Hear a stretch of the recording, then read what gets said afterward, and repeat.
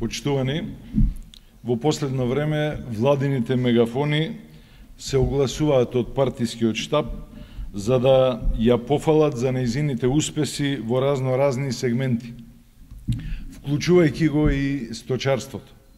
Денеска ќе ви изнесеме еден случај кој е извонреден показател за дилетантскиот и безобразниот однос на одговорните. На почетокот на 2008 година, иако не е во негова надлежност, Министерството за земјоделство донело одлука за интервентен увоз на нерегистрирана жива вакцина Окурев против бруцелоза кај овците и козите. Ова е прв случај во историјата на Министерството да биде увозник на вакцина. Зошто бил направен ваков преседан, ќе ви стане јасно од следниве факти.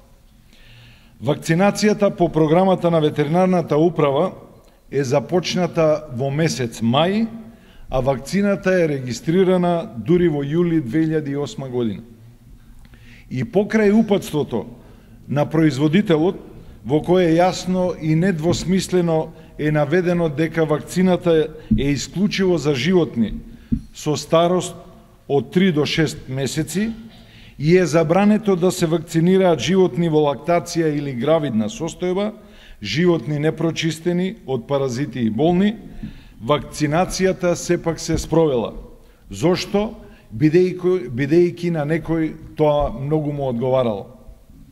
Неколку месеци подоцна, на површина излегуваат последиците од таквото нестручно и неодговорно работење на управата, кај возрастните животни врз кои била извршена вакцинација, спротивно на упатството на производителот, се појавиле огромен број на абортуси со штети кои се проценети на неколку стотици илјади евра. Што се случува следно?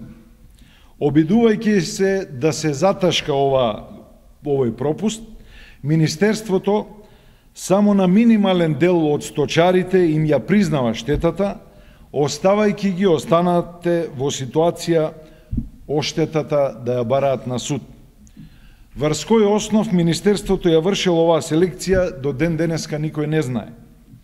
Предпоставуваме само дека по истиот основ и начин како што селективно се доделуваат субвенции по партиски основ. За безобразлукот да биде поголем, иако ветеринарната управа е фатена на дело, во обид да ја прекрие својата грешка и предизвикана штета, таа почнува за тоа да ги обвинува ветеринарните друштва. После сето ова се поставуваат следните прашања.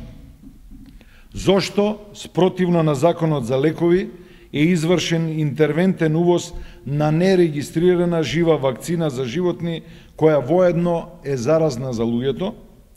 2.